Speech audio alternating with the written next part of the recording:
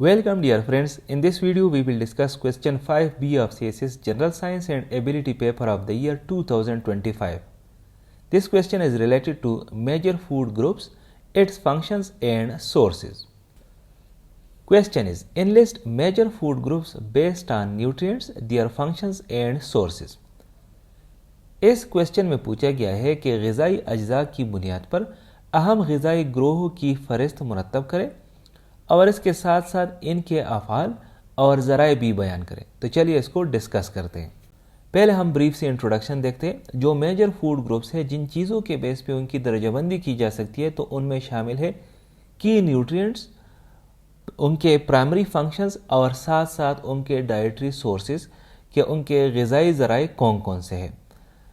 तो आगे हम कवर करेंगे मैक्रोन्यूट्रिएंट्स। मैक्रोन्यूट्रिएंट्स में कार्बोहाइड्रेट्स, प्रोटीन्स और फैट्स शामिल है और इसके साथ साथ माइक्रोन्यूट्रिएंट्स जिनमें विटामिन्स और मिनरल्स शामिल है, जिसके ज़रिए हम एक्सप्लेन करेंगे कि how each group fuel the body, की ये बॉडी को तवानाई किस तरह से देते हैं, टिश्यूज़ को किस तरह से बिल्ड करते हैं और इसके साथ साथ जो रेगुलेशन है वो किस तरह से मेंटेन रखते हैं। हमारे साथ जो पहले नंबर पे है दैट इज़ कार्बोहाइड्रेट्स। तो यहाँ पे हम कार्बोहाइड्रेट्स के फंक्शंस और सोर्सेज को देखते हैं। कार्बोहाइड्रेट्स हमारे जिस्म के लिए प्राइमरी फ्यूल यानी बुनियादी ईंधन की तरह है। इसकी 1 ग्राम में 4 किलो कैलोरीज एनर्जी होती है और चूँकि ये रेडिली अवेलेबल एनर्जी होती है हमारे जिस्म के लिए, तो जब ये एनर्जी प्रोवाइड करती है तो जो प्रोटीन है वो हमारे साथ स्पेयर रह जाते हैं, वो एनर्जी के लिए यूज़ नहीं होते बल्कि वो बॉडी के ग्रोथ के लिए फिर यूज़ होते हैं। इसके अगर हम बुनियादी फंक्शंस को देखें तो ब्रेन और मसल्स को ये एनर्जी प्रोवाइड करता है और इसके साथ साथ ये फाइबर मीडिएटेड गट हेल्थ जो है वो प्रोमोट करता है। इसके अगर हम सोर्सेज को देखें तो इसके सोर्सेज में गंदम की रोटी, राइस, मेज़, पोटैटोज़, फ्रूट्स, लेग्यूम्स मतलब दालें और साथ साथ मिल्क लैक्टोज। जो प्रेफरेबल मेथड है कार्बोहाइड्रेट्स के लेने के वो ये है कि कार्बोहाइड्रेट्स से रिलेटेड जो भी चीज़ें हम खा रहे वो चीज़ें का है जो कि मिनिमली प्रोसेस्ड हो, मतलब कम से कम वो प्रोसेस किए गए हो। हमारे साथ जो दूसरे नंबर पे है that is proteins. Proteins amino acid के चेन से बने होते हैं और अगर इसके हम फंक्शंस को देखें तो ये इम्पॉर्टेंट रोल प्ले करते हैं बॉडी के ग्रोथ में, टिश्यू के रिपेयर में, एंजाइम्स के बनाने में, हार्मोन्स के बनाने में और साथ साथ एंटीबॉडीज़ के बनाने में। अगर इसके एनर्जी को हम देखें तो इसके भी 1 ग्राम में 4 किलो कैलोरीज एनर्जी होती है जो कि ये बॉडी को प्रोवाइड कर सकती है। अगर इसके हम ज़राए को देखें कि कौन से ज़राए से ये हासिल हो सकते हैं तो गोश्त है, मछली, अंडे, दूध और दही वगैरह शामिल है। अगर पौधों पर मबनी मुतबादिलात हम देखें तो इसमें दालें, चने, सोया, मेवाजात और इस तरह मुकम्मल अनाज आते हैं। इसके अलावा अगर अनाज और दालों का इम्तिजाज किया जाए, मतलब दोनों को एक साथ लिए जाए, तो इसकी कम्बिनेशन से जो अमीनो एसिड की बैलेंस है वो इम्प्रूव होगा। और जब अमीनो एसिड का बैलेंस इम्प्रूव होगा तो हमारे साथ जो प्रोटीन्स है वो बॉडी में ज़्यादा हो जाएंगे। जो हमारे साथ तीसरे नंबर पे that is fats and lipids. Lipids एक अम्ब्रेला टर्म है जबकि फैट्स जो है वो लिपिड्स का एक किस्म है। तो इसके अगर हम फंक्शंस को देखें तो लिपिड्स एक तो एनर्जी सोर्स है, एनर्जी प्रोवाइड करते हैं। इसके 1 ग्राम में 9 किलो कैलोरीज तक एनर्जी होती है। ये सेल मेम्ब्रेन को बनाने में मदद करती है। जो फैट सॉल्युबल विटामिन्स होते हैं उनको ट्रांसपोर्ट करते हैं और हार्मोन्स को रेगुलेट करते हैं। इसके अगर हम ज़राए को देखें कि कौन से ज़राए से ये हासिल हो सकते हैं तो इसमें सरसों और किनोला के तेल हो गए, मेवाजात, बीज, दूध से बनी अशिया, अंडे और जो आयली फिश होते हैं यानी चर्बीली मछलियाँ ये शामिल है। इसमें जो मानो अनसेचुरेटेड और पूली अनसेचुरेटेड फैट्स होते स्पेशली ओमेगा 3 ये डिज़ायरेबल है, ये हेल्थ के लिए ठीक है, ये लेना चाहिए। जो सेचुरेटेड फैट है इनको महदूद रखना चाहिए और जबकि जो ट्रांस फैट्स है इनको बिल्कुल अवॉइड करना चाहिए, मतलब इससे परहेज़ करना चाहिए। जो हमारे साथ चौथे नंबर पे है that is fat soluble vitamins. हमारे साथ 2 किस्म के विटामिन्स है, एक को फैट सॉल्युबल विटामिन्स कहते हैं जबकि दूसरे को वाटर सॉल्युबल विटामिन्स कहते हैं। जो फैट सॉल्युबल विटामिन्स है वो है विटामिन ए, डी, ई और के। तो फैट सॉल्युबल विटामिन्स के फंक्शन क्या है, इसमें अगर विटामिन ए को देखा जाए तो विटामिन ए विजन को सपोर्ट करते हैं और इसके साथ साथ एपिथेलियल इंटीग्रिटी में ये अहम रोल प्ले करता है। جو وٹامن ڈی ہے وہ کیلشیم میٹابالزم کے لیے لازمی ہے اور ساتھ ساتھ بون کے یعنی ہڈیوں کے ہیلتھ کے لیے. وٹامن ای جو ہے یہ اینٹی آکسیڈنٹ ڈیفینس کے لیے لازمی ہے. جو وٹامن کے ہے وہ بلڈ کوایگولیشن کے لیے لازمی ہے، کیونکہ اگر وٹامن کے کی کمی ہو تو بلڈ جو ہے وہ پھر آسانی سے جم نہیں جاتی.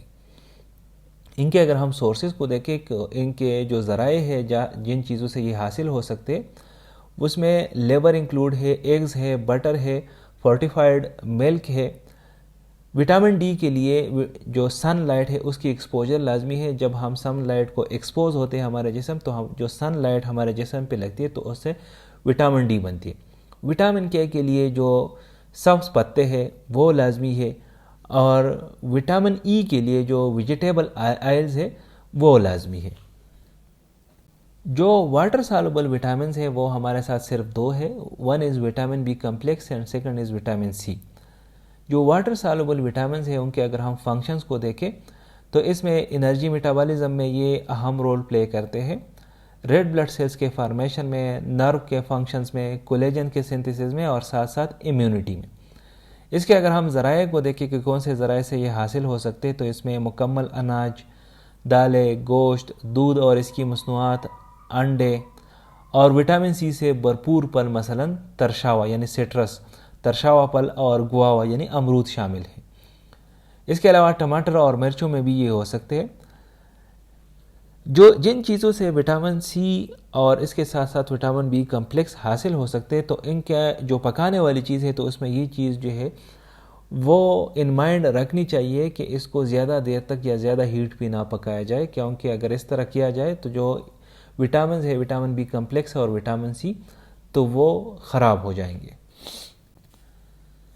جو ہمارے ساتھ ایک اور فوڈ گروپ ہے دیٹ از منرلز. اب منرلز 2 قسم کے ہیں، ایک میکرو ہے اور دوسرے کو ٹریس کہا جاتا ہے. جو میکرو منرلز ہے اس میں انکلوڈ ہے کیلشیم، فاسفورس، میگنیشیم، سوڈیم اور پوٹیشیم. جو ٹریس ایلیمنٹس ہے اس میں آئرن، آیوڈین، زنک اور سیلینیم شامل ہے.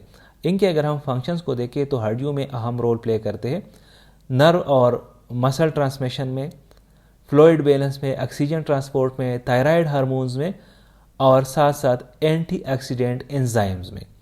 اس کے اگر ہم سورسز کو دیکھیں تو اس کے سورس میں milk, small fish, legumes, whole grains, meat, iodized salt, nuts, seeds اور ڈیٹس جو ہے یہ شامل ہے. ڈیٹس یعنی کھجورے. جو ایک اور نیوٹرینٹ ہمارے ساتھ کنسیڈر کیا جاتا ہے دیٹ از واٹر. واٹر ہمارے ساتھ ایک اسینشیل نیوٹرینٹ ہے اور یہ ایڈ کرتے ہیں as solvent, transport medium, temperature regulator and metabolic reactant. اس کے اگر ہم سورسز کو دیکھیں تو ڈرنکنگ واٹر تو آبویسلی ہے، اس کے ساتھ ساتھ ملک، واٹر ریچ فروٹس اور ویجیٹیبلز.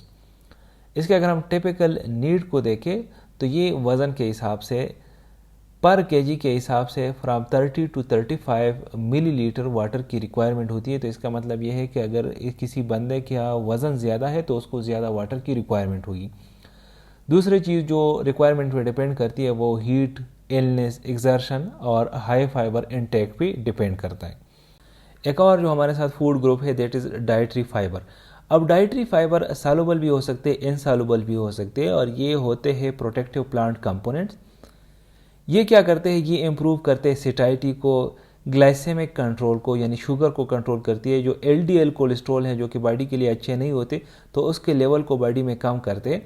ہیلدی مائکرو بائیوم کو سپورٹ کرتے ہیں اور کنسٹیپیشن کو یعنی قبض کو یہ پریونٹ کرتی ہے.